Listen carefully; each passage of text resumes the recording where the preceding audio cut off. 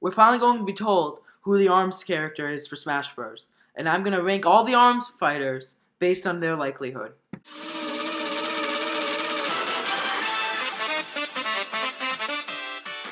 I'll be ranking them from least likely to most likely. Okay, let's get right into this. Let's start with a character that uses multiple fighters from ARMS.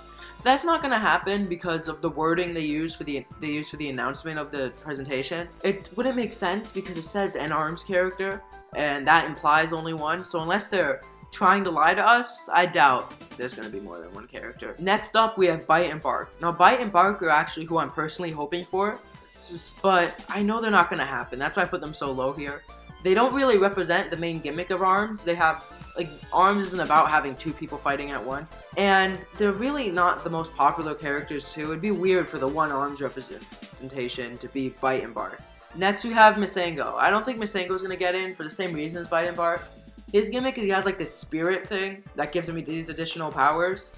And the only reason he's above Bite and Bark is because I feel like his could lead into the actual ARMS fighting more so. Next up we have Master Mummy. Master Mummy works on most parts of it, but the only issue is he's not iconic. He's not one of the main ARMS characters that people think of when they think of ARMS. So it's strange for him to be the one character. Like I said, if there was going to be multiple characters, he could definitely get in. Like let's say, oh, we're going to add 6 ARMS characters. He gets in, but if we're just going to add one, it needs to be someone who encapsulates all of ARMS. Next up is Lollipop. Lollipop has sort of the same issue as Master Mummy, but I've seen her as sort of a fan favorite. A lot of people talk about how cool her moveset and everything would be, so that's why she gets the slight edge. Moving on, we have the main man, Springman. Well, the issue of Springman is that he's already an assist trophy, but even if we pretend that's not an issue, they're hyping up this big ARMS character. They're like, oh, it could be any fighter from ARMS. If they just do it at the end and say it's the main character, what's the point of keeping it secret for so long then? Now we have Springtron. The issue of Springtron is it'd be weird to throw in the robot clone of the main character without the main character being in, but I still think he's slightly more likely because he's more mysterious than Springman for him to be the secret character. And he's, like I said, he's not the assist trophy. Next up we have Twintel. The issue of Twintel, because she has the same problems as Bite and Bark or Masengo, but the only thing that's bringing her so much higher is because she's one of the most popular ARMS characters, so I think that might overshadow that big problem where she doesn't even use her ARMS. Here we have Dr. Coil. Now the thing about Dr. Coil is that she's just a normal ARMS character. She has some of her own special things, but she's not really popular. So this is starting to get into oh, this could happen, but it's not my prediction. Here's Max Brass. Well, with Max Brass, he's sort of the same as Dr. Coil. I'd rank them equal in the footing. So it's the exact same explanation I had with her. She's a pretty normal character, and they have their little gimmick, but it's not enough for me to be like, oh yeah, this one's definitely getting in. So it's likely, but not really likely. Next is Kid Cobra. Kid Cobra has been in the game since the beginning, so I think that gives him a bit of the edge, because that means there's a higher chance that the Smash team knew about them.